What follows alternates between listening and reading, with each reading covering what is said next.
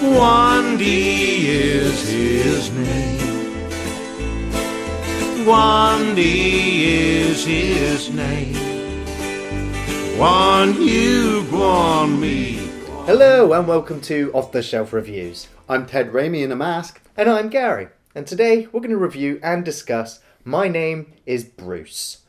Ian, why don't you give us the synopsis? Okay, the story follows the town of Gold Lick, which is a gold mining town in the backyard of Bruce Campbell's house.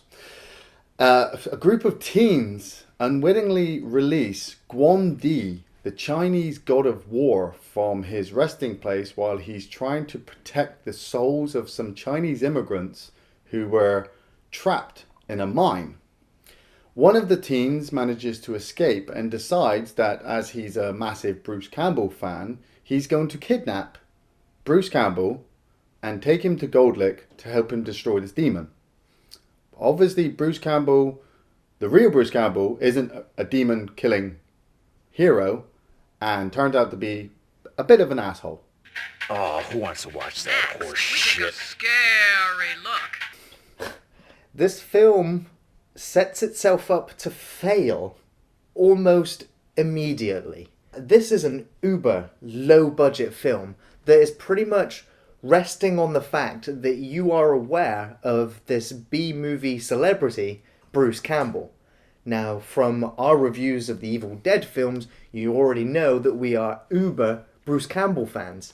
So much so that we are the suckers that would buy anything that Bruce Campbell put his name to. Hey, I know that guy. That's entertainment. I'll drink to that. Yeah. Yet alone have this film as a vehicle for Bruce Campbell to sort of take the mick out of himself and all of his schlocky movies that he's produced over the last 20 to 30 years. Let's just have a quick recap of some of the films that he's starred or featured in. Going all the way back to 1985, we have Crime Wave. Just before he made The Evil Dead 2 in 1987. Of course, he had a big role in Maniac Cop 2 in 1988. He then went on to do Intruder, also in 1989, along with Moontrap. He also had a small role in Waxwork 2 in 1992, as well as Mind Warp. He would then, of course, have a big role in The Adventures of Briscoe County Jr., which was unfortunately cancelled after one season. He then also had a role in McHale's Navy, which is one of the most god-awful experiences you'll ever have watching a film. He then had small appearances in both Xena and Hercules, which I just no, I'm afraid. And then he would have a huge role in Bubba Hotep, which of course everyone would say is perhaps his greatest film. He then went back to schlocky movies with Terminal Invasion in 2002, followed by Alien Apocalypse in 2005. Of course, he would then go on to perhaps have his best TV appearance in Burn Notice in 2007, before finally, in 2015, finally returning to the character of Ash with Ash vs. the Evil Dead. So, as you can see there, Bruce Campbell's career has kind of flip-flopped all over the place. He's had great sort of cameo appearances with Sam Raimi in the Spider-Man films before returning into straight-to-DVD schlock, like From Dusk Till Dawn 2. If you have it, you don't need it. If you need it, you don't have it. If you have it, you need more of it.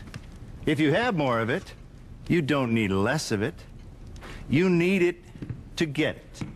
And you certainly need it to get more of it. But if you don't already have any of it to begin with, you can't get any of it to get started, which means you really have no idea how to get it in the first place, do you? You can share it, sure. You can even stockpile it if you'd like, but you can't fake it.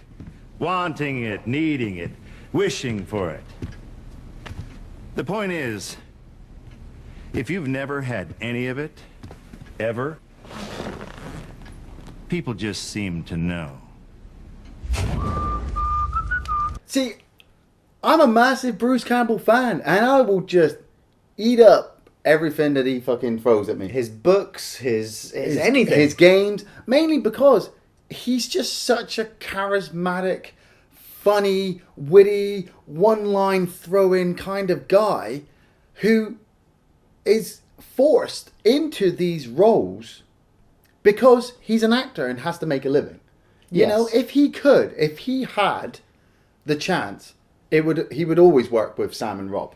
Well, all the time. It's something that always struck me when I read his book, If Chins Could Kill. Yeah. Where he explains in the book that he wanted to be a Hollywood actor. He wanted to be a big shot, you know? Yeah, yeah. Sam Raimi was working his way up the rankings. He wanted to do the same as an actor. And at auditions and in Hollywood, they told Bruce Campbell, you will never be an actor. You are awful. And I remember reading in his book that he went back into his truck and he sat there and he cried all afternoon. And then he just went, you know what? I'll show him. Yeah. And to a point, he has. Yeah. Because his name is synonymous with horror movie fans around the planet. Yeah, exactly. Fuck him. It doesn't matter. Okay, yeah. His acting is awesome. The films that he gets put in may not be so good. I mean, like I said, I'm a big Bruce Campbell fan, but even I have never been able to get a copy of Moontrap. I'm going to go out and get a copy now because it's on our fucking list of movies to do. I want to do like a Bruce Campbell year, 365 movies of Bruce. Actually, I'm going to write that down. I'm copywriting that now. But you kind of get typecast, don't you? Yes. You know, you get typecast and they go, oh, he was in Evil Dead, he was in Evil Dead 2, he's in all these horror movies, he's never going to be able to break out from these horror movies.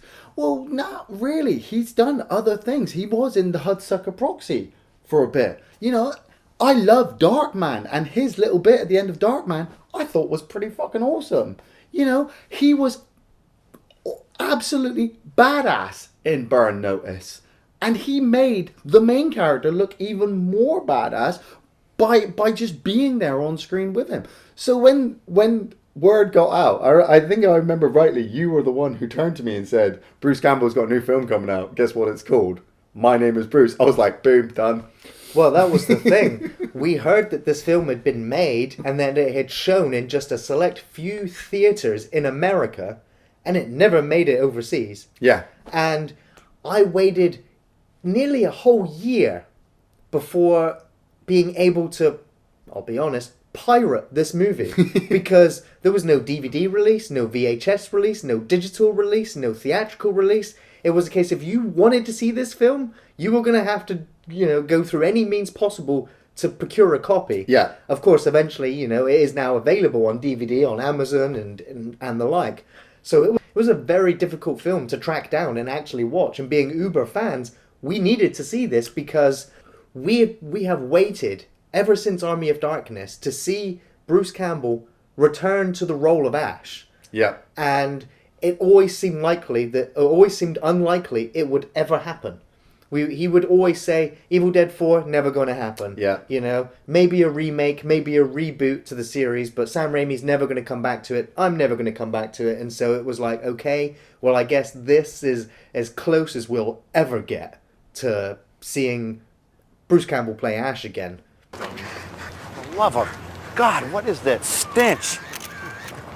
Here, it's called deodorant. Look it up on your internets. See you boys, late for a soiree. Yeah, but this is the thing. Bruce Campbell is Ash. And this is kind of what this film proves to me. He filmed it in his backyard. He set up the town of Gold Lick, which, I'll be honest, looks terrible because it's just a few set pieces thrown into the back of his house. But I don't give a shit. I'm like, I wish I could have been there. I wish I could have been in the back of, in his backyard. I wish I could have been working with him, with him behind the camera, just telling all these people go around. And I love the fact that in this film, he takes the piss out of his own films. The cave aliens.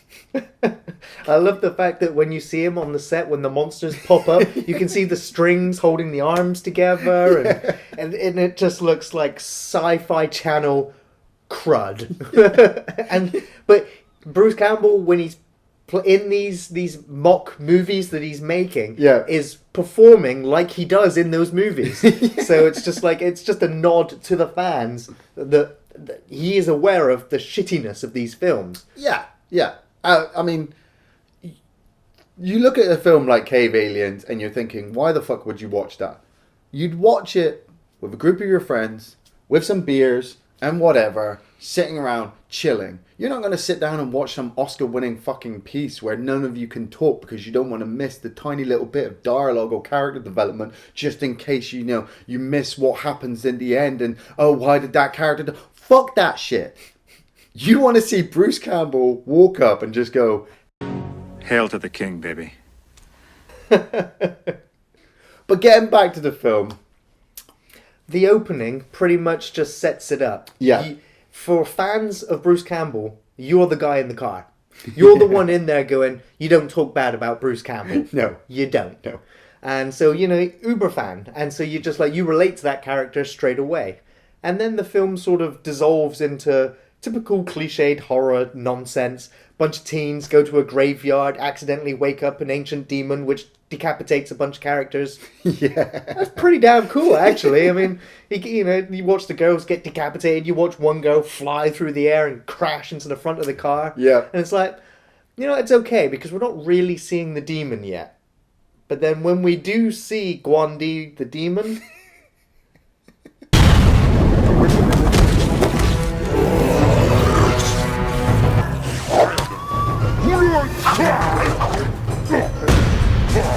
It's almost as bad as some of the aliens that you might see in Cave Alien 1, 2, 3, and 4. Yes. God damn, that thing looks awful. But we already knew that. We already knew that what we were getting to, it wasn't going to be amazing. I mean, I go back to, like we said, Bubba Hotep. Bubba Hotep was really good, but I feel Bubba Hotep was really good because you had the combo of Don Coscarelli and Bruce Campbell. Absolutely. But the mummy in Bubba Hotep, it's not exactly fucking Peter Jackson King Kong, is it? It's not Andy Serkis in a fucking tennis ball suit. It's a guy in a rubber suit. And I like guys in rubber suits. I'm a big Godzilla fan. These things just... I just look past it. I'm just like, fuck it. I'd rather see a guy in a rubber suit than a post-produced CGI... not really there, tennis ball on the end of a stick kind of thing. It's just, there's a lot more interaction with it. And when Guan does turn up, even though the actors I know are just fucking around, they do look genuinely scared because there's a 7-foot demon there with this fucking huge bladed weapon getting ready to decapitate them. I'll tell you what cements it for me is the music from Joseph DeLuca, who of course did the music for all of the Evil Dead films and continues to do the music for Ash vs. Evil Dead. Also came back and did the music for this film. And his music really gives you a sense of danger or the presence of this monster. Yeah. And it also plays up the whimsical nature of Bruce Campbell fantastically well.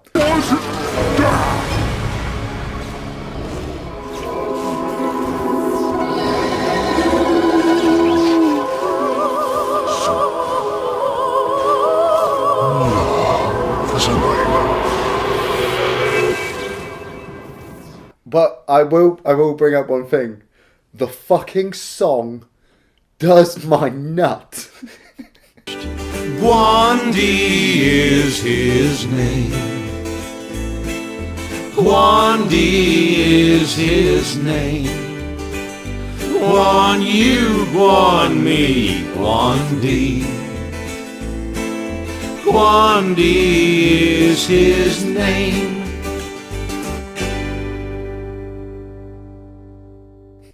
Every 10 minutes, the film sort of punctuates or breaks up what's just happened with these two sort of hicks singing the song of Guan Di. And it's almost impossible after watching this film to forget this monster's name. It's in my head. I'm trying not to sing it at the moment.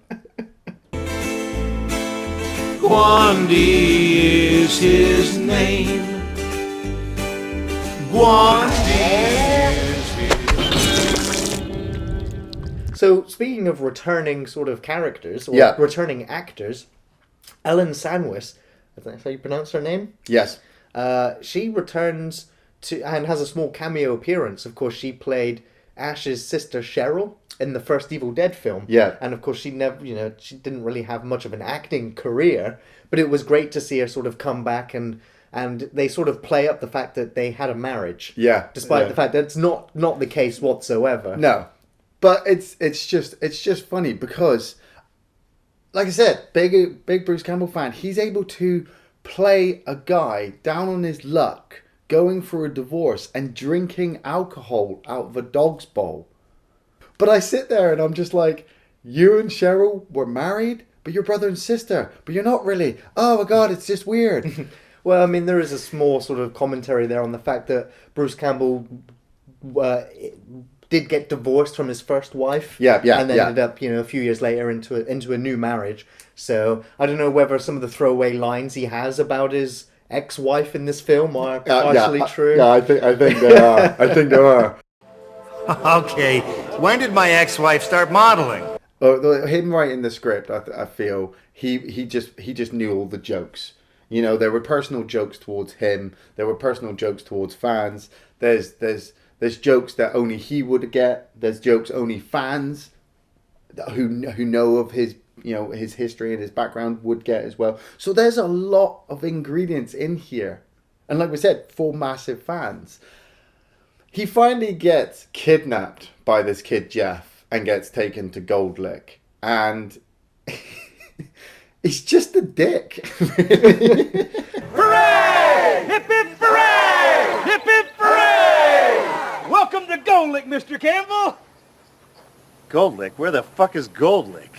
Hey, easy, man. That's the man. I don't give a shit if he's the king of Kiss My Assy. I just spent the last 6 hours in a trunk and I want some answers. Chop, chop, and I... Well, he plays himself up Yeah. throughout the film. And, I'll be honest and say the first time I watched this film, I thought it was god-awful. I was embarrassed for Bruce Campbell. I was almost embarrassed to be a fan. And after all the hype and anticipation of finally being able to watch My Name is Bruce, I didn't ever want to watch it again. Yeah. Since that first viewing, I have now seen the film maybe 3 or 4 times, and this sort of second and third time of viewing the film, I got it. I thought I got the jokes, I thought it was entertaining and it was funny and it was made for me. And now rewatching the film again, I'm just like, it just feels old hat and now it feels dated again. I like the scenes where we see Bruce Campbell playing Bruce Campbell as a dickhead, as somebody who hates his fans. Yeah. When he comes out of the studio and he's just like, yeah, here's an autograph, here's an autograph, here's an autograph, and you got this guy in the wheelchair who, granted, is being a bit of a dickhead. Yeah. And yet he's handicapped. Yeah, Bruce Campbell just kicks his wheelchair. And it sounds like the guy's dead. It sounds like he got hit by a truck. Let me ask you something. Ever see Rawhide? Yeah, You like it? yeah.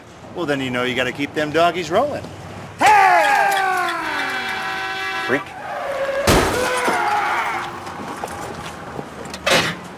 But it's funny. Yeah. I've got to bring up Grace Thorsen, who plays Kelly, who's Jeff's mum. Grace and Bruce, I think, had worked before in a couple of other productions, but she counteracts his dickishness. Well, I had a problem with her character because she is not liking Bruce from the get-go. Oh, he's a dick. He is a dick, and she's sort of had to deal with the fact that her son is an uber fan of his. His entire life, so she's seen all of his crappy movies, and now she's seeing this crappy actor, yada yada. Yeah. And the whole town is like trying to get Bruce on their side so that they can defeat Guan. Yeah. And she's the only one who's sort of going against the mold here. And so the town mayor tells her, be nice to him. Yeah. And then within a microsecond, she's infatuated and in love with him. It's Bruce Campbell, dude. Yeah, but it was just such an awful character turn where she'd spend 40 minutes hating him and then the other 40 minutes loving him. And it was just like, I guess it kind of harkens back to Army of Darkness. Yeah. Well, this is it. But I mean, it twists and turns, doesn't it? The town is being actually attacked by a demon, And they've been convinced by Jeff that the only person who can defeat this demon is Bruce Campbell. Yeah. But Bruce Campbell doesn't believe it's a demon. He thinks it's a film set. And so she knows he's not really a demon killer. And he's putting everybody's lives at risk. So that's why she hates him. And the only reason she warms up to him is because obviously he starts to, you know, like I said, he starts to be charismatic to her. He starts to, you know, talk to her in a way that makes her feel sympathetic to him, but then counters that by grabbing her ass all the time. I noticed something when I was watching this. Grace Thorsen has, how do I put this in a really nice way? Nice breasts. I noticed this when she was wearing her dress in the tavern sequence, and I thought, I'd never noticed those two things about you before. And when she and Bruce go outside and they're talking, the camera is facing them from the side, and you can watch Bruce Campbell's eye line. And as he's talking to her, every now and again he's looking down, and I'm thinking, is he looking at his lines? You know, is he trying to remember his lines? And then I'm like, no, Bruce, you're looking at her cleavage, aren't you? And he's looking down and he's looking back at her, and he's looking down again and he's looking back over there and he's looking down and he's looking back up. Kind of hard not to, really, isn't it? I thought that was just brilliant. It's not easy for me to Yes? express my true feelings. You want to move that hand? I tell you one thing that did make me chuckle is seeing the returning faces of Jake from Evil Dead 2 and the blacksmith or the armorer from Army of Darkness. It was great to see them both reappear in a Bruce Campbell film. Yeah. It was really kind of odd when they have a Brokeback Mountain scene in the church. Or You know, they go to all the trouble to kidnap somebody. I'd have kidnapped that Jake character from Evil Dead 2. My money had been on that blacksmith from Army of Darkness. Now that's one stud. You're damn straight. break the fourth wall moment, but it was cool to see them. Of course, you know, jumping to favourite scenes, all of my favourite scenes in this film come from returning actor Ted Raimi. Yeah. The many faces of Raimi. His first appearance, I think, as the agent for Bruce Campbell, who's just, you know, he's like, yeah, you're my number one client, but every time he's in the middle of a conversation with him, he just breaks away to answer a phone call and talk to some French actor or a German actor. And I love his little stint as Luigi. Sort of the painter who has to come up and change the number on the sign, which tells you the current population. That's the mumbling lines he has to himself. And of course, how can you forget the uber offensive Chinese character Wing that he plays? The scene when he turns up in the town meeting and I'm just like, how did they get away with this? This is so offensive. It's brilliant. And it's the little dance that he does to try and get the spirit away. And it's just like, didn't work? No. And then you have this sort of the lightning and the mist effect, and he tries to disappear and it doesn't work. And so then he tries it again. And then you see him just like walking away outside. Giving the finger. Ted Raimi, brilliant. This film, I mean, I don't want to spoil it. Obviously, for people who are really, really wanting to watch this, but you kind of know what's going to happen. You know, Bruce is going to kind of bumble through most of his things while Guan Di goes around killing lots of people. You know, they get a load of guns, and he leads a rabble out there to. I do love the scene when they are in the armory. Oh yeah, and of course, you know, he pretends to know what he's talking about with the guns, and of course. One of my favourite jokes in the film is the nod to Army of Darkness, where he literally cannot remember the name of a gun he was told just a few seconds ago. Of course, for personal protection, you may have never heard of this gun, but I always use a 911 matchmaking PW permanent press. But I can see that you obviously don't have that gun here, so I'll just have to limp along with this 31 longbow. 45 long slide. Long slide, like I said. So come on, Gold Lick. Get your gun! Yeah, that's it.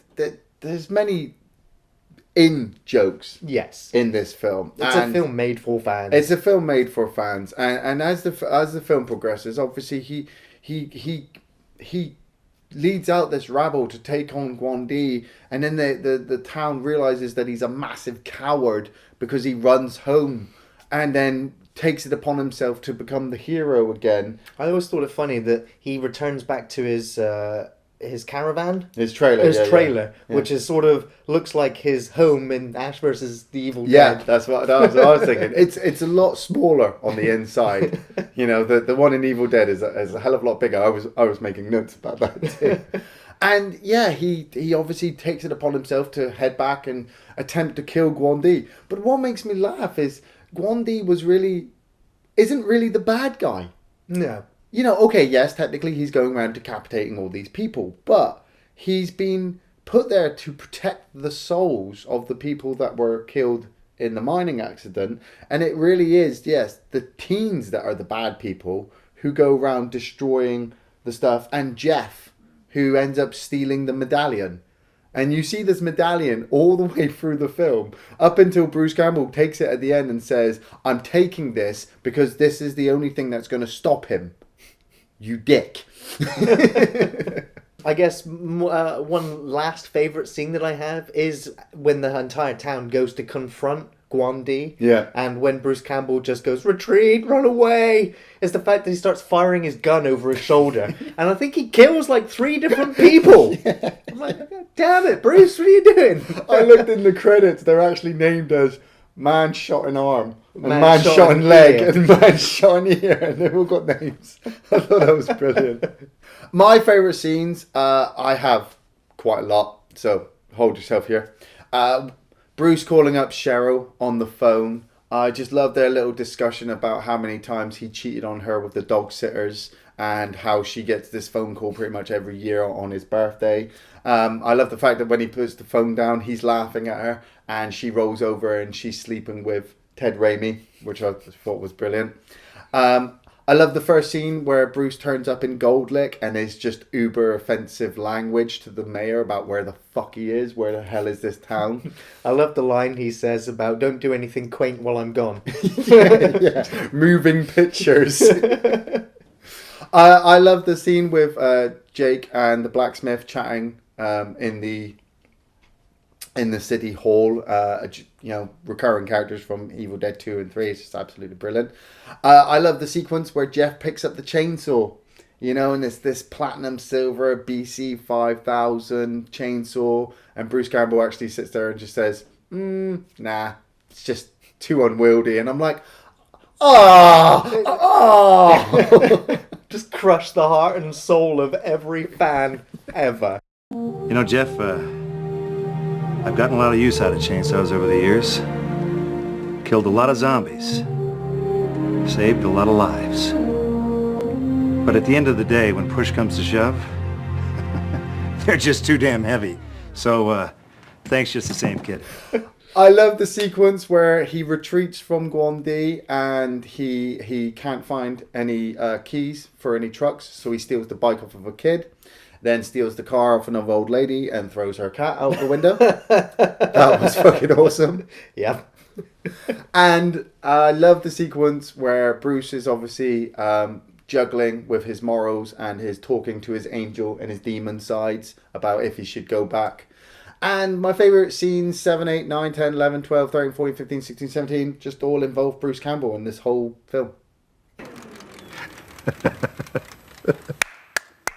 Wow. It's very, very tricky and difficult to recommend My Name is Bruce, simply because this film does succeed or fail based on the fact of whether you like Bruce Campbell or don't. Mm-hmm. If you're not a fan of Bruce Campbell, you're going to hate the film. Yep. If you love Bruce Campbell, you're going to be mixed, I'll be honest, and say that, you know, the film might require repeat viewings in order for you to actually make your mind up as to whether you're going to like the film or not. And I'm still mixed about it. I can still enjoy the film, but I can also admit that this film is fucking terrible. and that's why it's so tricky to recommend. So if you're a fan of Bruce, you've probably already seen it. If you haven't, it's worth watching just to see the fledgling career of Bruce Campbell, sort of in between the highs and lows of some of his more successful products, like The Evil Dead and Army of Darkness and the new TV show. Yeah. I would have loved to have been a part of this film. If I'd have found out about it and had the chance to go, you would have seen me in the background. I hope they make sequels so I can be part of that as well. Well, just as they always kind of joked that there would be a sequel called My Name Is Still Bruce, and on the Wikipedia page, it's still listed as being in potential development. Of course, Bruce Campbell's always joked that he's been trying to get another director to come and do it, but no one's volunteered. So he says, I guess he'll have to do it. But I guess now that he's working on Ash vs. Evil Dead pretty much exclusively, I don't think we'll ever really see a sequel to this. And I don't think it's now going to be needed, now knowing that we do now have Bruce Campbell reprising the role as Ash indefinitely. But I'm just a massive Bruce Campbell fan. And like Gary said, if you're a massive Bruce Campbell fan, you've probably already seen this. You already have it in your DVD collection. Watch the special features, listen to the audio commentary. Yeah, you literally have everything for involving Bruce Campbell. If you're not a fan of Bruce Campbell and none of his films, don't watch this. Don't be one of those people who purposely goes out and watches a film that you know you're not going to like just to sit there and write a 10-page fucking synopsis of why you hate the film. We get that. We understand that there are people who don't like certain films. Me, I'm a Bruce Campbell fan, and I like My Name is Bruce.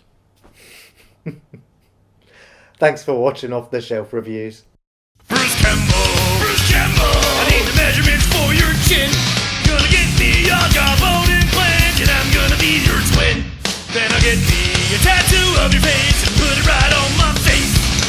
Then we'll fly into outer space and, hey bro, where you going? Bruce Campbell, gonna find you. You can't hide from me. I found your house on Google Maps and just watch you go. Well, hello, Mr. Plot Point. His name is Wing. He's one of the last surviving descendants of the dead laborers. Gandhi has been unleashed from his grave. I'm sorry, was that unleashed? Unleashed! What's the matter? Don't you speak English?